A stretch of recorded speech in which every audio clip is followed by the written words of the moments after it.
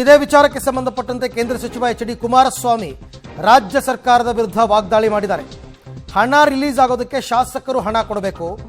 ಎಲ್ಲ ಇಲಾಖೆನಲ್ಲೂ ಇದು ನಡೀತಾ ಇದೆ. ಸರ್ಕಾರದ ಬಗ್ಗೆ ಚರ್ಚೆ ಮಾಡೋ ಅವಶ್ಯಕತೆನೇ ಇಲ್ಲ.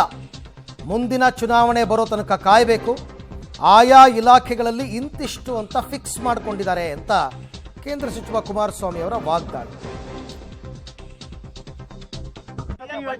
ಹಣ ಕೊಟ್ಟವ್ರಿಗೆ ಮಾತ್ರ ಮನೆ ಅನ್ನುವಂತ ಬಿ.ಆರ್. ಪಾಟೀಲ್ ಆಶ್ಚರ್ಯ ಆಗುತ್ತೆ. ಆತಂಕಕ್ಕೆ ಆತಂಕ ಪಡೋದು ಬೇರೆ, ಅದೇನು ಆಶ್ಚರ್ಯ ಏನಿಲ್ಲ. ಜಗಜ್ಜಾಹಿರ ಅದು ಎಲ್ಲರಿಗೂ ಗೊತ್ತಿರ್ತಕ್ಕಂಥದ್ದೇ. ಇವತ್ತು ಸರ್ಕಾರದ ಹಲವಾರು ಇಲಾಖೆಯಲ್ಲಿ ದುಡ್ಡನ್ನು ರಿಲೀಸ್ ಮಾಡಿಸ್ಕೋಬೇಕಾದ್ರೆ ಶಾಸಕರು ಅವ್ರು ಹೇಳ್ತಾರೆ, ಕೆಲವರು ಇದ್ದಾರೆ ಅದೇ ಜನ, ನಿಮ್ಮದೊಂದು ಲೆಟರ್ ಕೊಡಿ ಸರ್ ಸಾಕು, ನಾವು ದುಡ್ಡು ತಗೊಂಬರ್ತೀವಿ ಅಂತ. ಹೆಸರಿಗೆ ಶಾಸಕರ ಲೆಟ್ರೆಡ್ಡು, ಅಲ್ಲಿ ಮಿಡ್ಲ್ ಮ್ಯಾನ್ಗಳು ದುಡ್ಡು ಕೊಟ್ಟು ಹಣ ತರೋದು ಮಾಮೂಲಿ ಸರ್ವೇ ಸಾಮಾನ್ಯ ನಡೀತಾ ಇದೆ.